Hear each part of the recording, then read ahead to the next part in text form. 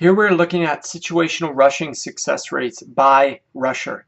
Now, we don't say running backs necessarily because you could choose to focus only on quarterbacks when they run the football or wide receivers when they get the football on some type of a handoff, but or behind the line of scrimmage pass, which then becomes a lateral, which is considered a run.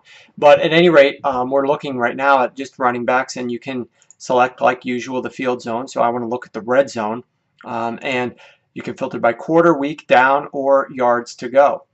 So in this particular case, I'm looking at only running backs with at least 20 attempts. Once again, you can expand this if you want, and it will add a lot of noise to the results. But of course, at the beginning of the season, some of these guys are only going to have 1 or 2 attempts. It's going to be later on in the season that they accumulate more. But in this case, I want to only look at those guys with at least 20 attempts over the full course of the season last year.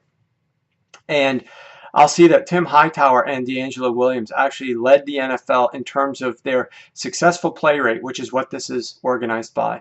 So successful play rate doesn't care if you scored a touchdown or not on a play. It simply cares how many yards you gained versus what your down and distance to go was. So it's an extremely helpful way to look at this type of thing. You can filter out by yards to go. So if you want to see how running backs do when they're given the ball with 10 yards to go, like first or second and 10, versus short yardage, you can narrow the results down however you want in terms of that. But this is a very useful tool based upon field zone or however you want to filter it to really study how efficient these various running backs are.